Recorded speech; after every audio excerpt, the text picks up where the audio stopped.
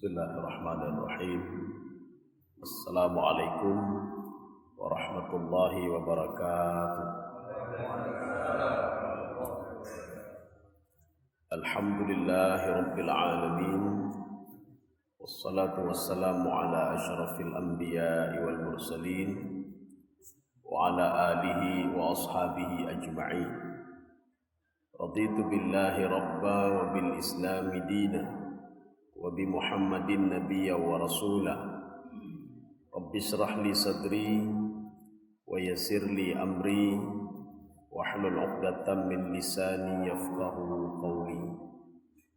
Allahumma ij'al jam'ana hadha jam'an marhuma wa tafarruqana min ba'dihi tafarruqan ma'suma.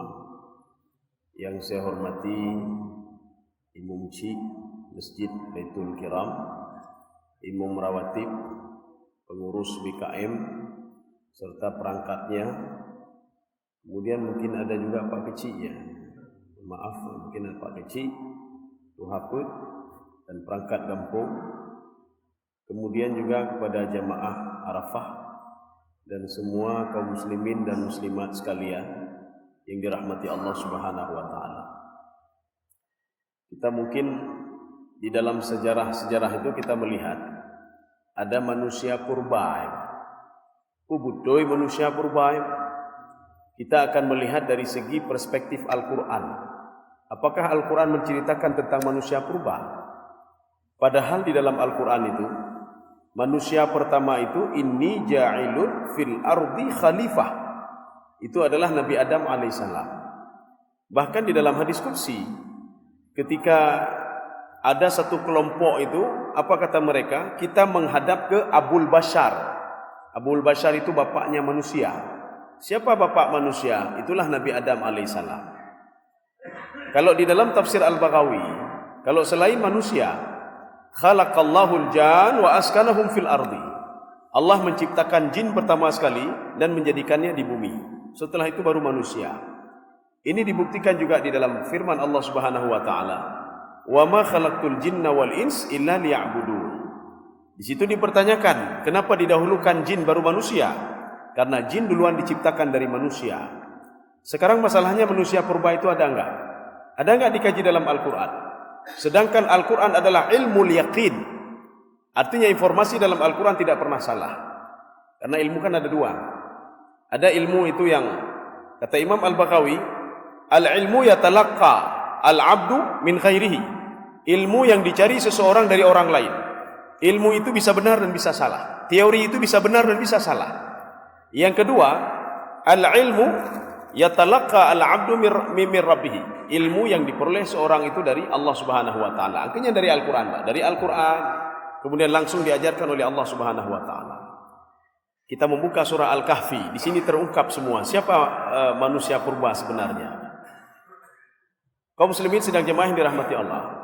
Di dalam surah Al-Kahfi, Allah Subhanahu wa taala menyuruh seorang raja, bahkan disebutkan di situ nabi beliau, Zulkarnain. Zulkarnain ini siapa sebenarnya? Dia tinggalnya pada masa siapa? Hidup pada masa siapa? Apakah sama seperti Alexander Zulkarnain? Alexander Agung. Sekarang orang-orang Nasrani itu mengagung-agungkan Alexander Agung. Padahal Alexander Agung itu hidup pada masa Nabi Isa alaihissalam. Nabi Zulkarnain atau Raja Zulkarnain, kalau kita melihat di dalam kitab Al-Fatawa ala Darbi yang dikarang oleh Ibnu Utsaimin, apa kata beliau? Zulkarnain yang dimaksud itu asya fi ahdi Ibrahim. Jadi hidup pada masa Nabi Ibrahim alaihissalam. Sedangkan Nabi Ibrahim dengan Nabi Isa itu 2000 tahun lamanya. Jadi kita tidak cerita tentang Alexander Agung Zulkarnain. Bukan itu yang dimaksudkan dalam Al-Quran. Yang dimaksudkan dalam Al-Quran Zulkarnain ini adalah Zulkarnain yang hidup pada masa ahdi Ibrahim alaihissalam, Nabi Ibrahim alaihissalam. Makanya di dalam tafsir At-Tabari, apa kata beliau? Dua raja mukmin yang paling hebat di dunia, itu yang pertama adalah Nabi Sulaiman, Raja Sulaiman, Malikus Sulaiman, dan Malikus Zulkarnain. Orang mukmin dan paling kaya di dunia. Yang kedua, orang kafir dan paling kaya di dunia. Itu adalah Raja Numrud. Satu lagi Bakhtansar. adalah raja yang membakar kitab Taurat pada masa Bani Israel. Kaum muslimin sidang jemaah yang dirahmati Allah. Sekarang kita perhatikan bagaimana dakwahnya Nabi Zulkarnain. Ada 3 dakwah. Kita dakwah yang ketiga tidak kita bicarakan lagi, karena waktunya nanti panjang sekali tentang Ya'juj dan Ma'juj. Yang pengapa?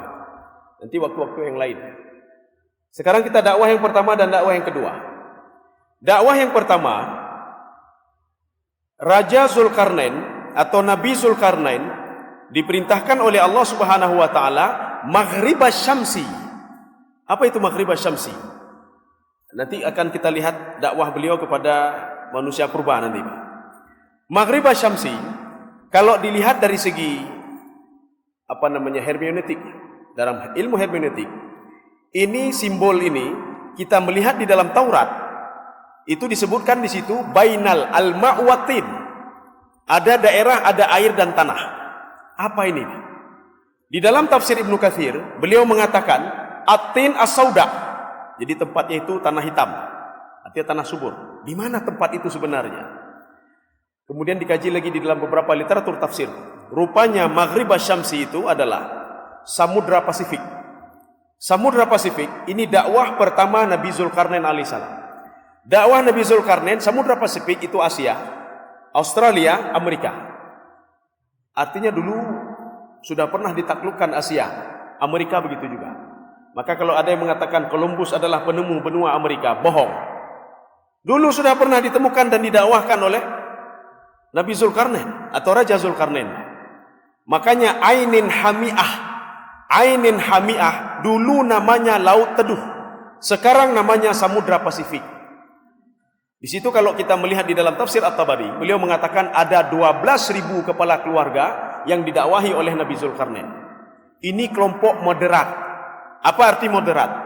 Mereka itu sudah agak terpelajar sedikit dan diajak didakwahi oleh Nabi Zulkarnain. Karena mereka akalnya sudah main, Pak. Hatinya sudah main. Maka Allah mengatakan, dakwahilah mereka. Kalau mereka tidak patuh kepadamu, maka azablah mereka. Jadi makna azab di sini artinya berikan pelajaran kepada mereka. Kalau tidak, saya memberikan pelajaran kepada mereka. Ini dakwah Nabi Zulkarnain. Nabi Zulkarnain perlu kita ketahui. Kami mengajarkan dia makanna lahu fil ardi wa atainahu min kulli syai'in sababa. Kami berikan kemapanan hidup kepada Nabi Zulkarnain. Makanya beliau ketika berdakwah dengan hartanya sendiri. Hanya perharta gak? Itu yang tak dakwah gede aja. Gede pu mendemai deh, Pak. Hana mendemai tu hana ja, Pak. Hana ja. Tak dakwah gede aja. Ide pun naik deh. Nabi Zulkarnain tidak, bahkan beliau sendiri yang memberikan hartanya kepada orang lain. Ini dakwah Nabi Zulkarnain. Makanya Allah mengatakan alamnahu, kami inna makanna lahu fil ardi. Kalimat makanna lahu fil ardi, beliau bahagia hidup di dunia ini. Makanya dengan apa? Karena beliau menjalankan perintah Allah dan meninggalkan apa yang dilarang oleh Allah Subhanahu wa taala. Ini dakwah yang pertama.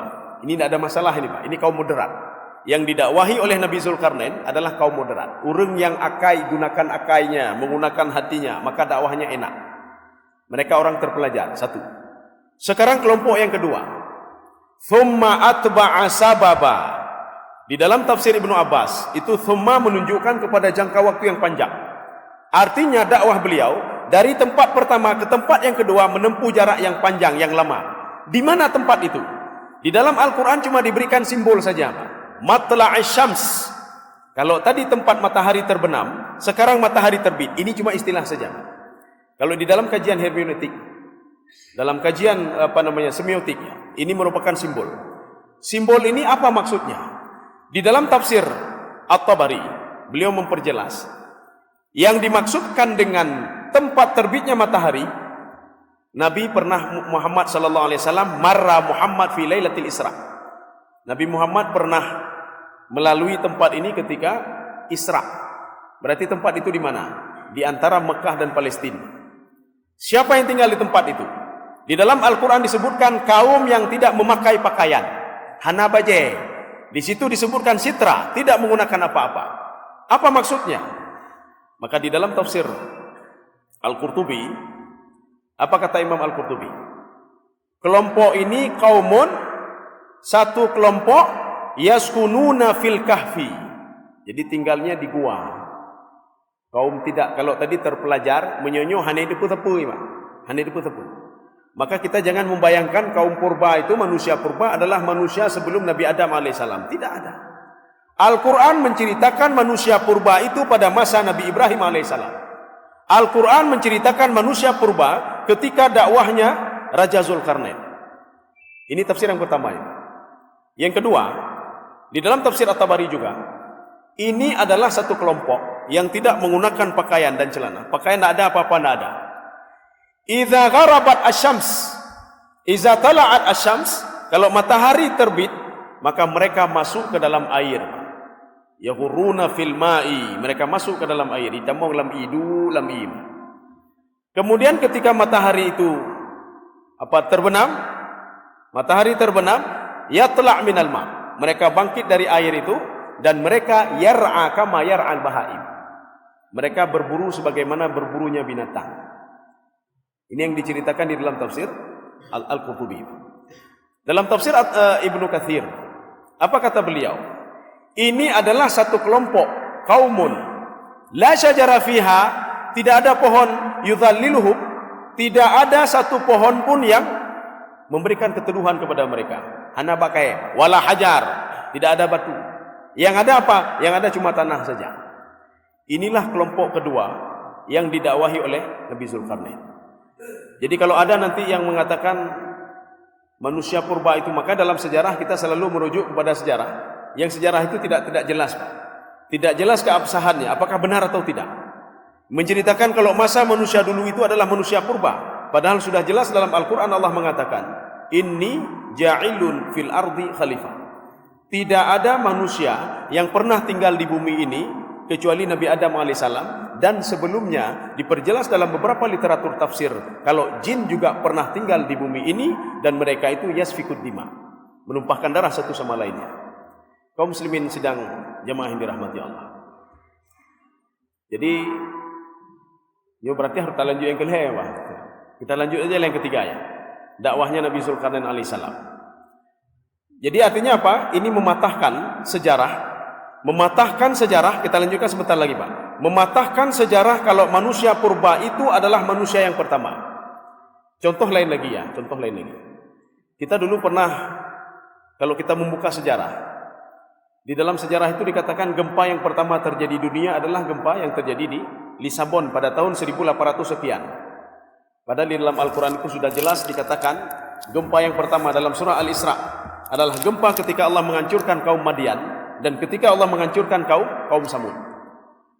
Fa akhadathumur rajfah fa asbahu fi diyarihim jathimin.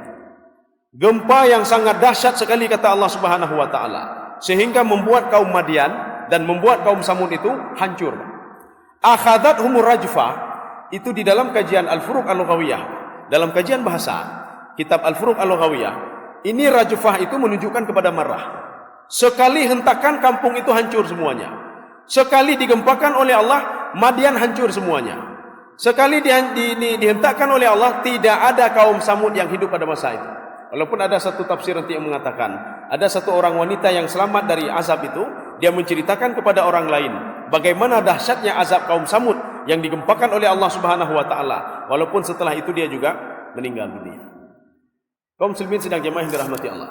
Inilah ilmu yang kedua. Ilmu yang kedua artinya apa? Ilmu yang diperoleh oleh seorang hamba itu dari Al-Quranul Karim. Maka kajilah Al-Quran. Banyak ilmu-ilmu yang di dalam Al-Quran itu yang tidak terpecahkan oleh manusia. Padahal banyak sekali ilmu-ilmu yang ada di dalam Al-Quran yang dikaji oleh orang-orang barat. Kan ironis sekali. Al-Quran ada po katanya, tapi yang kaji adalah orang-orang selain Islam. Ini dakwah yang kedua. Maknanya manusia purba itu terletak di antara Mekah dan Palestina. Baik cerita apa dari manusia purba itu di mana? Di barat, di Eropa, hananya Pak. Di dalam Al-Quran tidak ada informasi manusia purba itu berasal dari Afrika. Manusia purba berasal dari Eropa. Manusia purba berasal dari Amerika. Tidak ada. Informasi dalam Al-Quran manusia nyankan purba semaji. Istilah kita nyaman tuang Pak. Bahkan yang pegang panjang-panjang kemudian hanai pakai pakaian, dia menggunakan zaman batu. Itu zaman batu dulu Pak. Zaman yang pertama itu memang zaman Nabi Adam alaihissalam. ketika Allah Subhanahu wa taala menurunkan Nabi Adam ke bumi, apa kata Allah? Fiha tahyauna wa fiha tamutun. Kamu hidup di bumi itu. Kalau seandainya ada manusia lain, maka Allah Subhanahu wa taala ketika menurunkan Nabi Adam alaihissalam, maka Nabi Adam akan melebur dengan orang itu, tapi tidak ada. Tidak ada. Maka Allah mengatakan fiha tahyaun wa fiha tamutun. Di dunia itu kamu hidup dan di dunia itu juga kamu mati. Dan kamu akan saya bangkitkan di dunia itu juga. Dari tanah itu. Maka nanti ada mengatakan nanti kalau di alam barzah di padang mahsyar bagaimana? Pat kita yang bangkit, kita yang mati di dunia. Sedangkan alam barzah itu di mana? Yauma tubaddalul ardu ghairal ardi was samawat. Ketika nanti di padang mahsyar itu bumi dihancurkan oleh Allah dan diganti bukan bumi. Langit dihancurkan oleh Allah dan digantikan bukan dengan langit yang kita lihat sekarang ini. Maknanya apa? Manusia dibangkitkan oleh Allah dari bahagian bumi yang kita meninggal dulu di bumi ini. Fiha tahyauna wa fiha tamutun. Kamu hidup dan kamu mati di bumi itu, dan di bumi itu juga kamu akan saya bangkitkan kembali, kata Allah Subhanahu wa taala. Kaum muslimin sedang jamaah yang dirahmati Allah. Makanya dakwah yang kedua kan agak susah sedikit. Mendakwahi urung-urung yang perangai dan watak lagi binatang. Bagaimana watak lagi binatang? Yang seperti digambarkan oleh Imam At-Tabari, mereka itu yar'a kama yar'a al-bahaim. Jadi mereka itu berburu sebagaimana berburunya binatang. Tidak pakai apa-apa, tinggal di gua, dan mereka itu tempat tinggalnya ada dua-dua.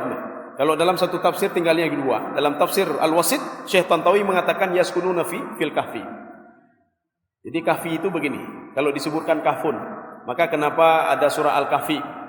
Kenapa nanti ketika kita pergi haji atau umrah, ada gua Hira, itu gua Hira disebutkan dengan ghar. Nanti di batu itu ditulis besar, Pak. Ghar Hira. Sedangkan kalau di Yordania, itu Al-Kahfi. Namanya gua juga, tapi tulisannya kahfun. Bedanya apa? Kalau kahfun, itu tempat tinggalnya manusia purba tadi, yang kita katakan purba dalam sejarah Indonesia. Mereka tinggal di gua yang ketika dibuka pintu, tempatnya rata, datar tempatnya, Pak. Satu. Kalau disebutkan ghar di dalam hadis, termasuk dalam Riyadhus Shalihin, ketika disebutkan termasuk dalam kitab Al-Muwatta, disebutkan cerita ada tiga pemuda yang masuk ke dalam gua. Gua yang dimaksud adalah ghar.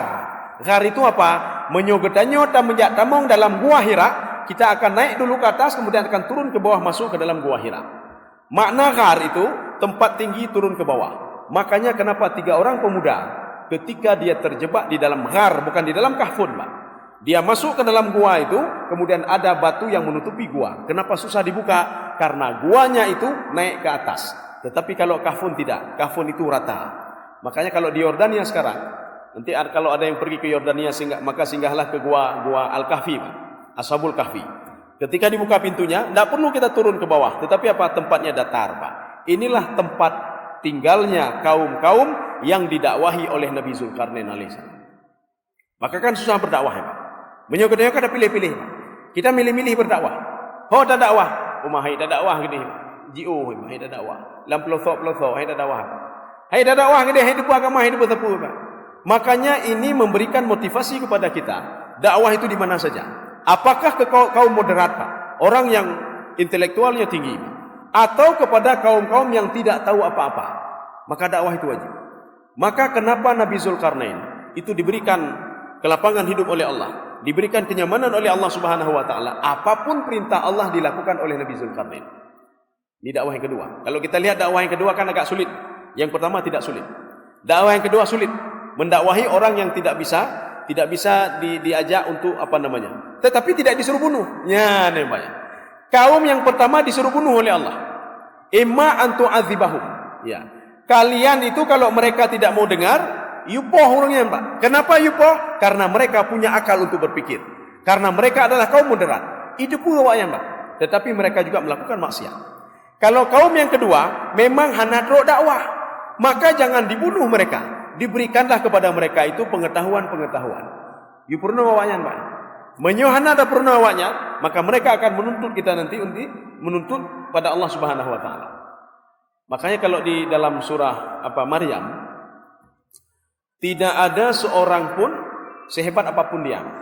Untuk naik pengalun hebat tak tahajud, hebat tak lun langsung tamang dalam surga.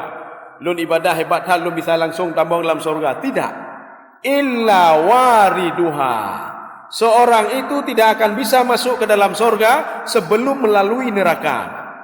Tidak ada satu orang pun yang masuk ke dalam surga kecuali nanti ada beberapa orang khusus-khusus saja. Makanya ketika dia akan pergi masuk ke dalam surga, dia melewati neraka itu, maka disitulah seorang akan dilihat oleh kaumnya. Pak ikalian tu, oh ma ya Allah tengkunya ya pertama surga, hana kamu terima ya Allah, hana terima kamu. Pakan ya Allah. Beliau itu dia dakwah untuk diri dia sendiri, ke semayang, ke draw, ke ibadah, ke draw, hantar ke pakak kamu ya Allah. Jadi maunya kalian apa? Masukkan dia juga ke dalam kami ini ya Allah, ke dalam tempat ini juga ya Allah. Karena masuk ke dalam surga dan neraka kan ada kloter ya Pak. Nah kloter ya Pak. Lagi haji kan. Nah kloter 1, kloter 2, kloter le. Tamu dalam neraka. Tamu surga pun aja. Kloter 1, kloter 2, kloter 3 Pak. Makanya kloter 1 itu sudah duluan. Maka mereka bisa melihat teman-teman mereka. Kloter yang sudah masuk ke dalam neraka, mereka bisa melihat kloter selanjutnya akan masuk ke dalam surga. Jadi beda pikir nanti omanya kabebas Pak. Surga ke surga, neraka ke neraka. Hana Pak. Ini memakan waktu yang sangat lama sekali. Kaum muslimin sidang jamaah yang dirahmati Allah. Makanya dakwah kepada orang-orang yang tidak tahu apa-apa juga wajib Pak. Dan mereka itu kalau tidak sampai dakwah maka tidak diazab oleh Allah. Makanya tidak ada kalimat azab untuk mereka. Makanya dalam Al-Quran Allah menyebutkan begini. Allah itu tidak mengazab suatu kaum kecuali sudah dikirim pemberi peringatan kepada kaum itu. Allah tidak memberikan laknat kepada satu kaum sebelum dikirimkan seseorang untuk memperingatkan mereka kalau ini wajib, ini tidak wajib, ini haram, ini disuruh oleh Allah Subhanahu wa taala. Kalau enggak pernah turun azab. Ya. Sudah, ini dakwah yang kedua. Dakwah yang ketiga lebih parah lom, nyanyi lebih parah lom. Berarti ini beliau dari Samudra Pasifik. Samudra Pasifik. Atau kalau dulu namanya Laut Teduh. Beliau berdakwah pergi ke Mekah dan Palestina. Disitulah kaum-kaum purba Pak, yang kita mengenalnya dalam sejarah dengan kaum purba. Dari situ beliau langsung masuk ke Rusia, Nabi Zulkarnain. Jadi ceritanya ada kaum, kalau kata Ibnu Abbas itu panjangnya sejengkal. Shibron au Shibrain, Shibron au Shibran. Panjangnya 1 jengkal atau 2 jengkal. Telinganya sampai ke bawah. Kemudian dia mengeluarkan taring. Ini di dalam tafsir Ibnu Abbas. Dan diberikan juga informasi di dalam tafsir At-Tabari. Kalau panjangnya cuma sejengkal dan 2 jengkal.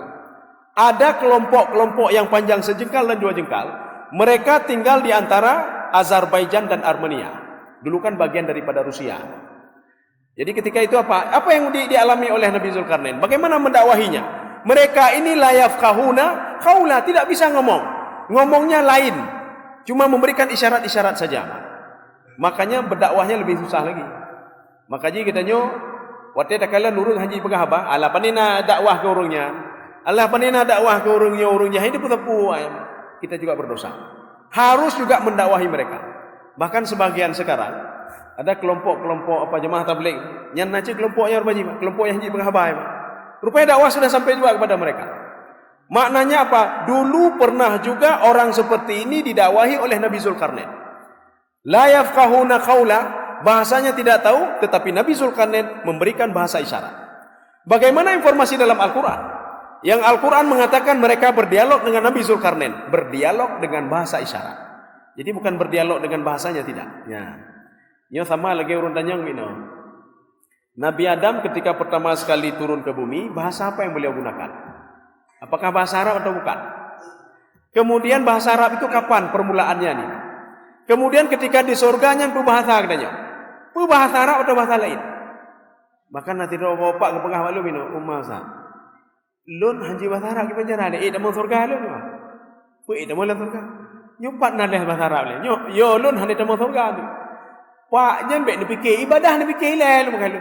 Bek ni fikir bahasa. Nyo bahasa Arab ni fikir semayang kan tamaji hande dah mau surga don we.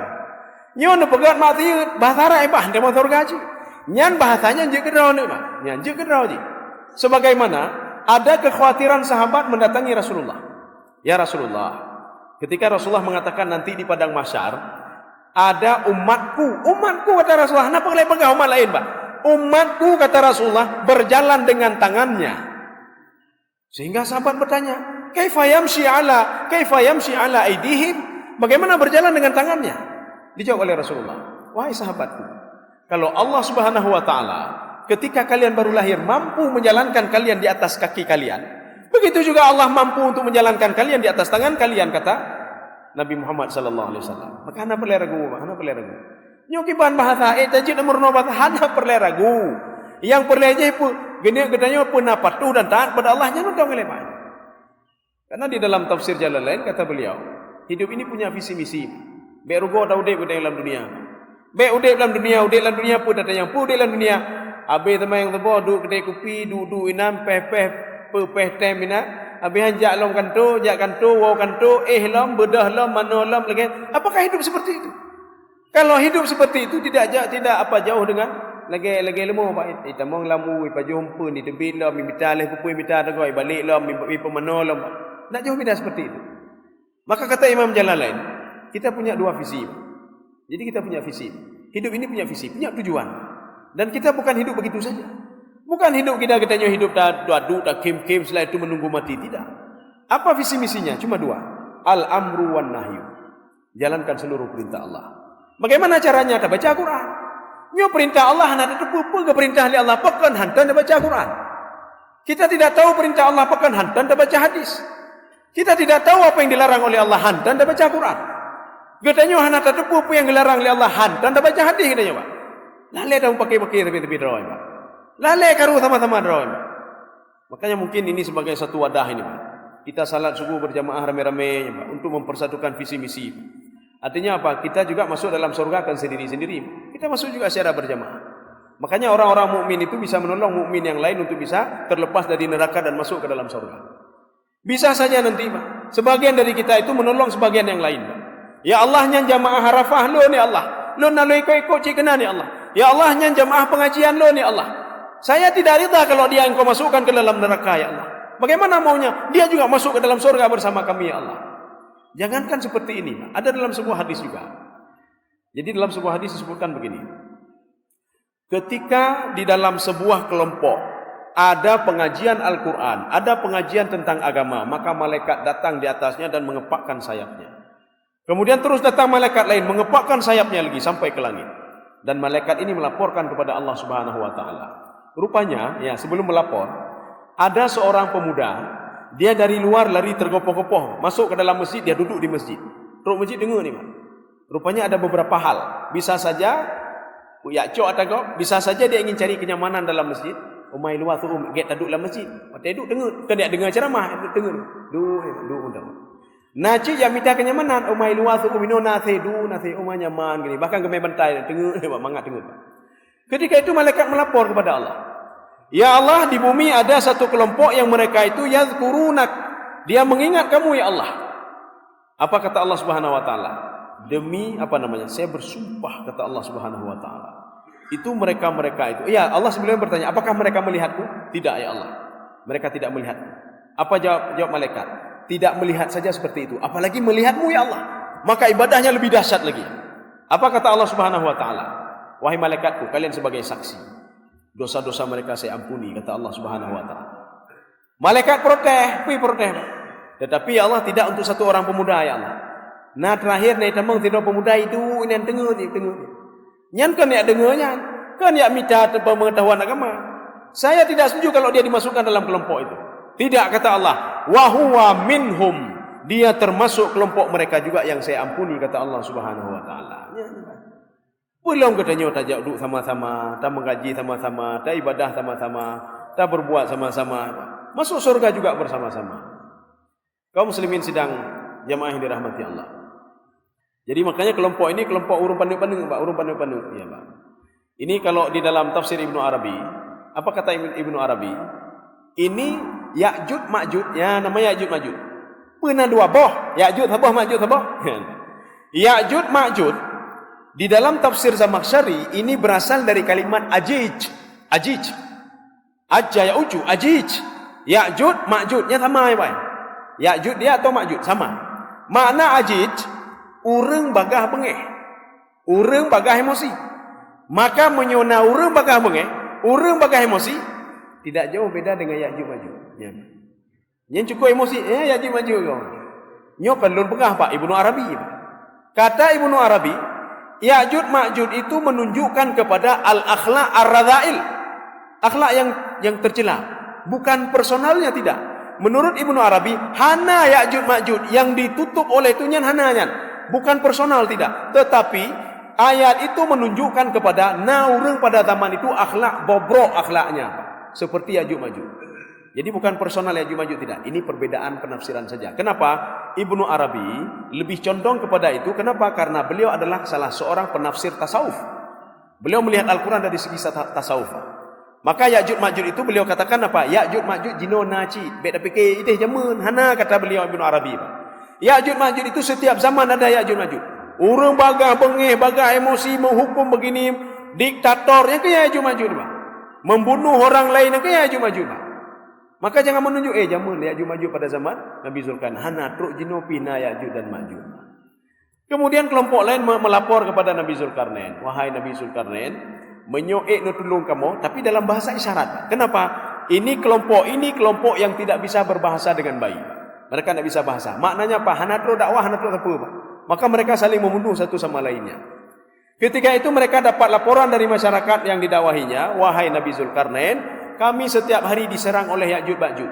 Bagah bengih hawanya, menyoka bengih hawanya, ipo kamu mandu. Ya, sekarang kami berikan harta kepadamu. Ya, kamu ngurus orang itu. Apa dijawab oleh Nabi Zulkarnain? Ini penting juga bagi pendakwah ni, Pak. Hana perlelunya.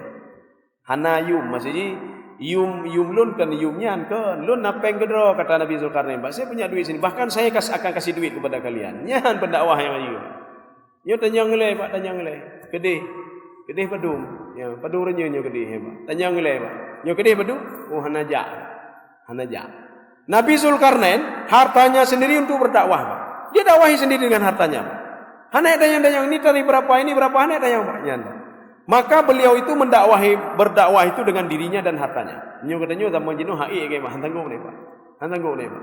Tak dakwah ngendro paling-paling ngendro, Pak. Ngeharta hai tak dakwah. Ngendro tak dakwah hajit aja aleho tahu, tapi ngeharta hana tanggung ni. Ada juga orang yang sanggup dengan hartanya tetapi enggak sanggup dengan jiwanya. Kakilah apa harta lu mentang aja. Ada orang yang tidak sanggup dua-dua. Ya, tidak sanggup dua-dua tapi ada kelebihan juga. Pada zaman Rasulullah, ketika para sahabat itu berangkat perang. Kalau enggak salah perang Tabuk ya. Ketika berangkat perang, mereka berjihad dengan jiwanya dan dengan hartanya dan meninggalkan keluarganya.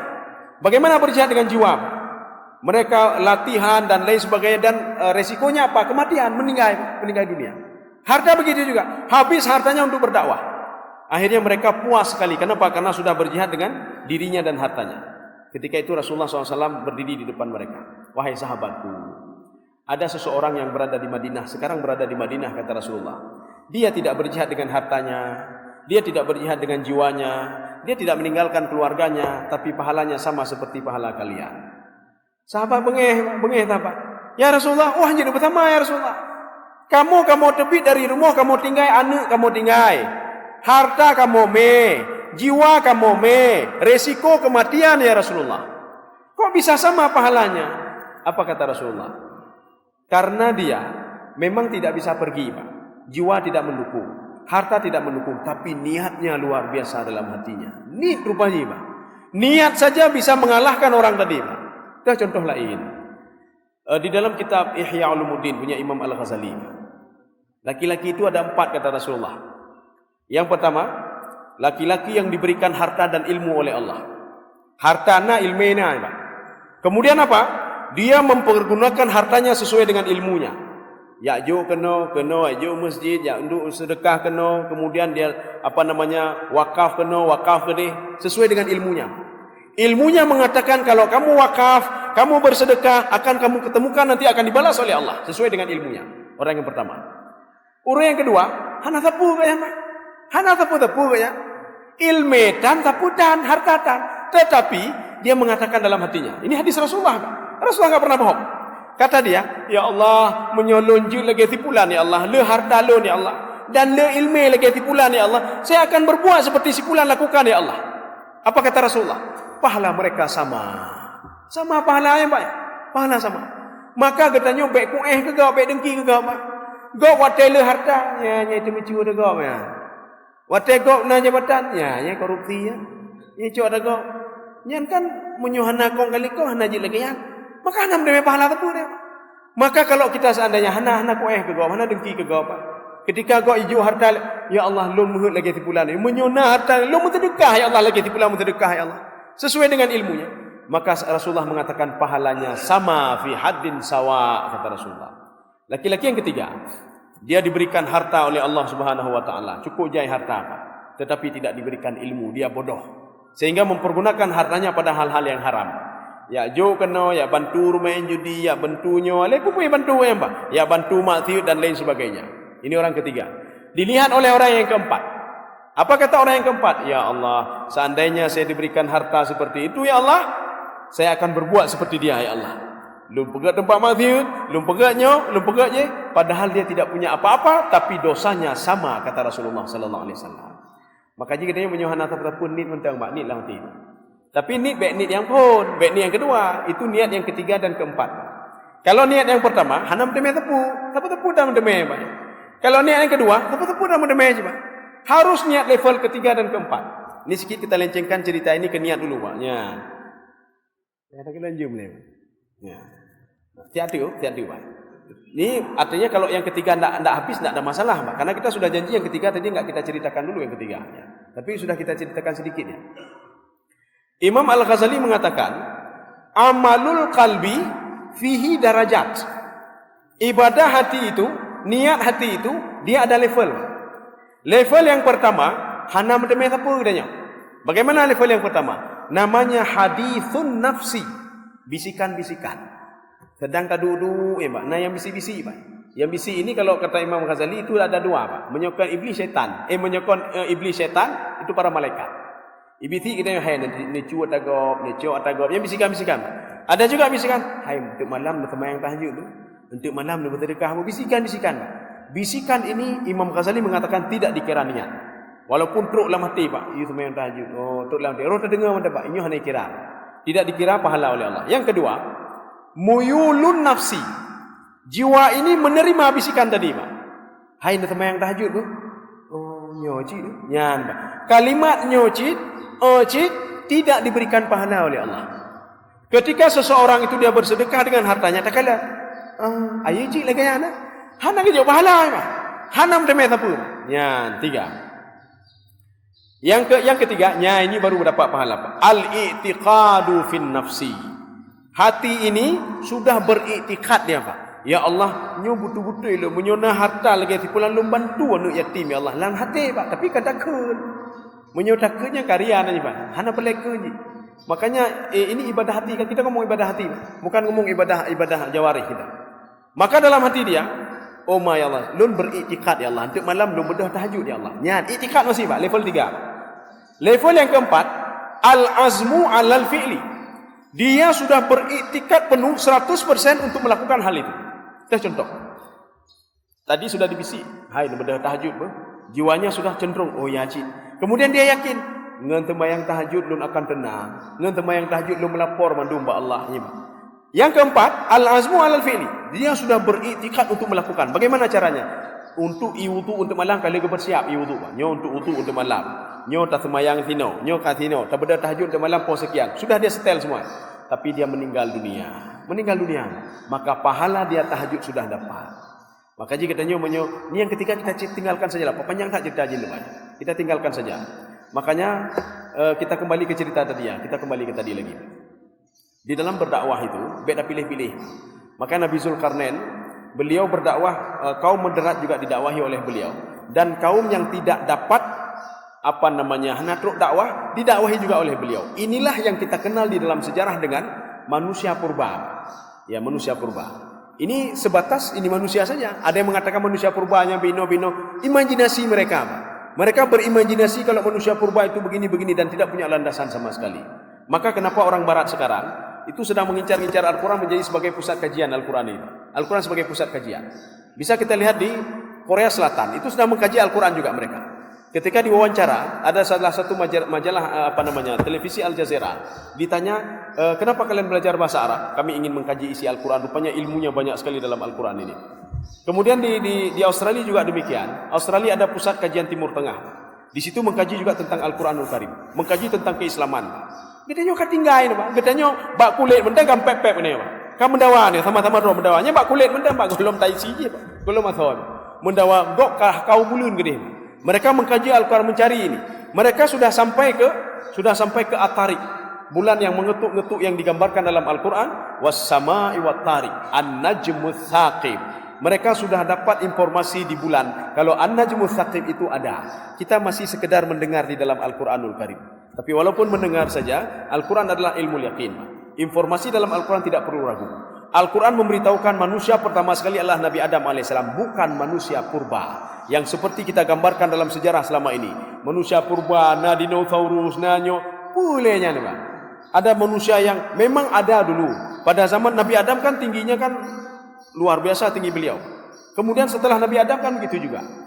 Jadi artinya apa? Tidak ada manusia purba yang katanya tidak menutup aurat dan lain sebagainya. Tidak ada. Kecuali pada masa Nabi Ibrahim alaihissalam pada dakwahnya Raja Zulkarnain.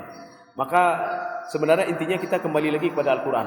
Arti kembali kepada Al-Quran. Informasi kalau kita tidak jelas maka kembalilah kepada Al-Quran. Kalau informasi simpang siur yang membuat kita ribut satu sama lainnya, maka Allah mengatakan apa? Kembalilah kepada Al-Quran dan Sunnah. Kalau kalian dalam Al-Quran disebutkan kalau berselisih paham satu sama lainnya, nyo pekan, nyo tsunami yang pun rujuk ke dalam Al-Quran. Al-Quran mendumna dalam Al-Quran ini, Pak. Mudah-mudahan melalui jamaah ini kita mulai mencintai kembali Al-Quran. Walaupun tidak kita baca dulu, yang penting cintai Al-Quran, Pak. Ya. Setelah cinta Al-Quran, kita dekati Al-Quran, kita pelajari Al-Quran, kita ambil informasi-informasi yang ada di dalam Al-Quranul Karim. Mudah-mudahan ada manfaatnya bagi saya sendiri dan jemaah sekalian. Subhanakallah bihamdika, asyhadu an la ilaha illa anta, astaghfiruka wa atubu ilaik. Assalamualaikum warahmatullahi wabarakatuh.